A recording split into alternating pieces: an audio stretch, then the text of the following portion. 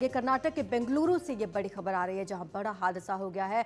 बाबू सापल्या इलाके में भारी बारिश के बीच कल एक 7 मंजिला निर्माणाधीन इमारत ढह गई है। 5 लोगों की मौत की खबर है, 5 लोग घायल बताए जा रहे हैं।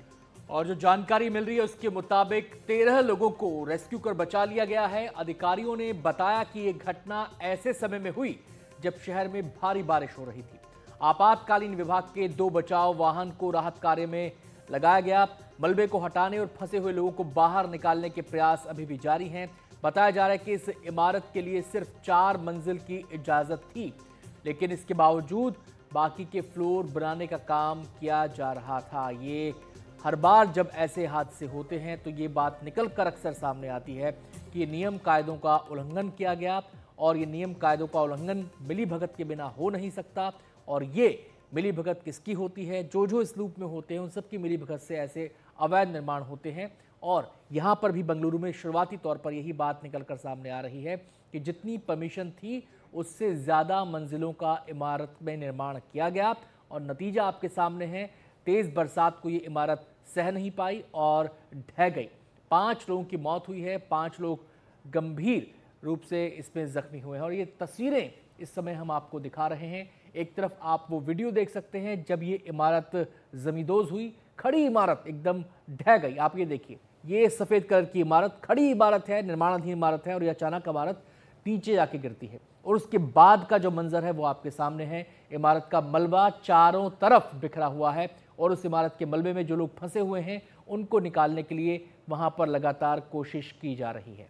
हमारे सहयोगी निहाल किदवई इस मामले में हमें ज़्यादा जानकारी देंगे। निहाल, बहुत ही खौफनाक तस्वीरें सामने आई हैं। अभी जो लोग घायल हैं उनकी हालत कैसी है और कितने लोगों का रेस्क्यू अब तक हुआ?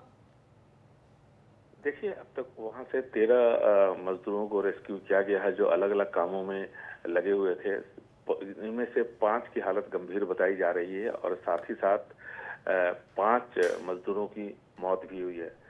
इस हादसे के बाद जब वहां पर उप मुख्यमंत्री, डीजीपी फायर सर्विसेज और स्थानीय विधायक आए, तीनों से जब हमने बात की तो उन्होंने एक बात तीनों ने साफ की कि 4 मंजिला इमारत, जैसा कि आपने भी बताया, 4 मंजिला इमारत की इजाजत थी।